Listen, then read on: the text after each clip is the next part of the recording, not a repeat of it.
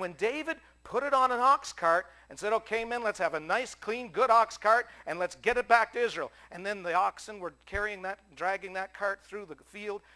God allowed that thing to slip and start sliding off the ox cart. And Uzzah reached out to hold it and stop it.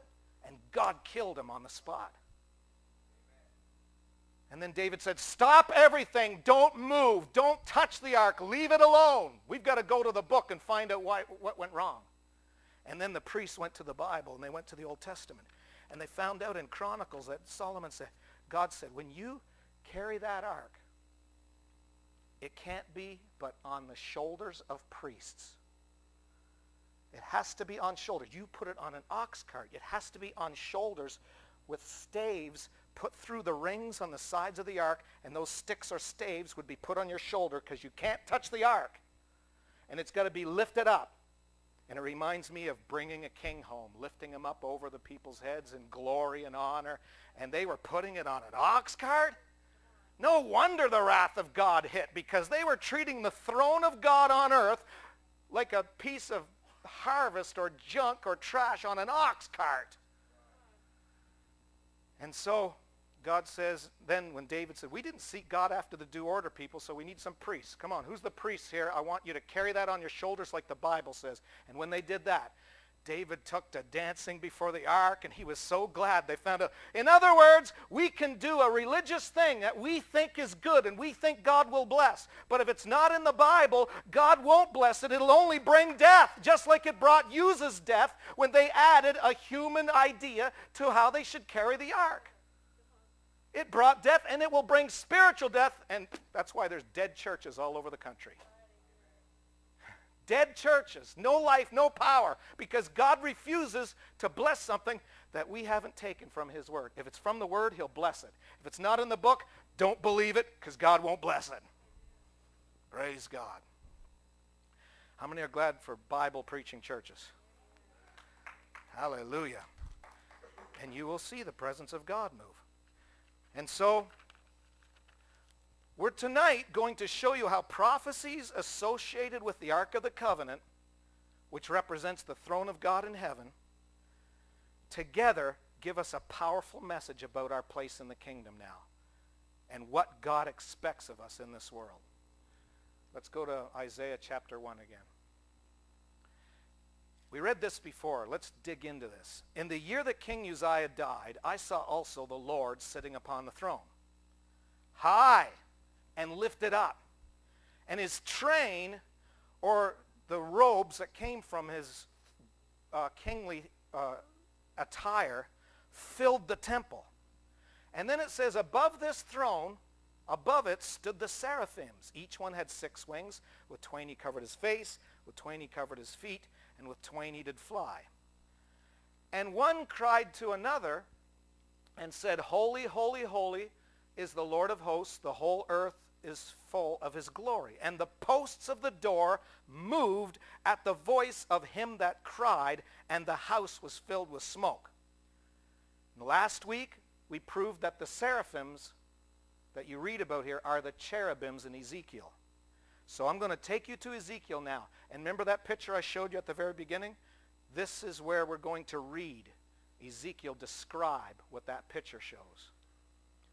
And I'll show you the picture again so we can really look at it. Ezekiel 1 and 5, also out of the midst thereof came the likeness of 4 living creatures. Before verse 5, he said he saw a whirlwind come out of heaven. And out of the midst came the likeness of 4 living creatures. And this was their appearance. They had the likeness of a man, and every one had 4 faces. And every one had 4 wings.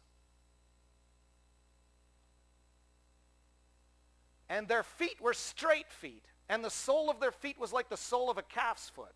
And they sparkled like the color of burnished brass. And they had the hands of a man under their wings on their 4 sides, and they 4 had their faces and their wings. Their wings were joined one to another. They turned not when they went. They went every one straight forward.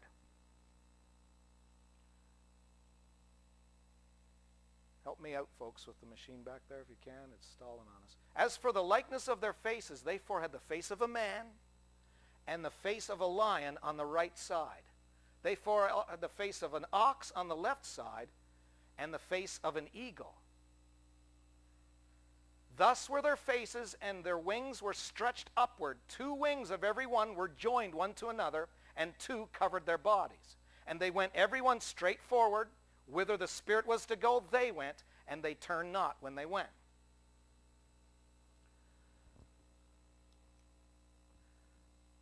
Is that the same verse?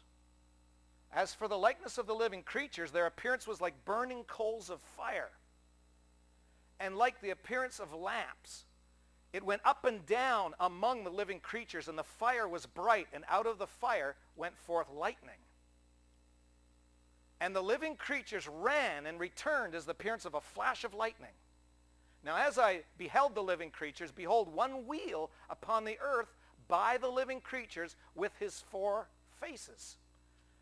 There's where you get the wheel in the middle of a wheel. The appearance of the wheels and their work was like unto the color of a beryl. That's a precious stone. And they 4 had one likeness, and their appearance and their work was as it were the wheel in the middle of a wheel. One genius thought this was a UFO. No, this is very spiritual language. It's very spiritual symbolism. It's not a UFO. When you go down to verse 26, it gets really interesting. And here's where it starts to remind me of the Ark of the Covenant. And above the firmament that was over their heads, it talked about these creatures with 4 faces, and over their heads was a firmament, or a solid mass. It was the likeness of a throne, as the appearance of a sapphire stone, and upon the likeness of the throne was the likeness as the appearance of a man above upon it. So he saw a throne, and it was over the heads of the cherubims, just like in Isaiah. It was high and it was lifted up. Remember, the Ark of the Covenant couldn't be carried on an ox cart, had to be lifted up over the heads of priests. Well, over the heads of these cherubims was a throne. Very similar picture. And it says, and I saw as the color of amber, as the appearance of fire round about within it. From the appearance of his loins even downward, and from the appearance of his loins even, upward rather, and from the appearance of his loins even downward, I saw as it was the appearance of fire, and it had brightness round about. In other words, he was gold and amber from his loins up. From his loins down, it was like fire. You read that in Revelation 1 if you look carefully in the New Testament. And then it says, and here's where I really want to home in, as the appearance of the bow that is in the cloud in the day of rain. Somebody say the rainbow.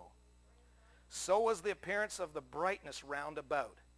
And that whole vision of these creatures with 4 faces, a lion, ox, eagle, and man, and there's 4 of them, with 4 wings, and a wheel within a wheel, with this massive matter over their heads with a throne on it, somebody sitting there with a rainbow round about it. He said that all of this was the appearance of the likeness of the glory of the Lord. When you read the rest of Ezekiel, and whenever you see the glory of the Lord went here and the glory of the Lord went there, you remember this entire description that we just read in chapter 1. Rather than go through all the 4 faces, all the 4 creatures, the lightning, the fire enfolding itself, the wheel within the wheel, every time he mentioned it, he just said, when I refer to the glory of the Lord, this is all that I'm talking about. How many can remember that as we go through this tonight? And when I saw it, I fell upon my face, and I heard a voice of one that spoke. Now, here's some pictures to help you get an idea of what he was looking at. There's the one creature, another one in the back, another one in the corner, and another one, 4 of them. Each one have 4 faces, a man, a lion, an ox, and in the back would be the eagle. And the wheel within the wheel, 4 wings. And the wings were attached each to one another.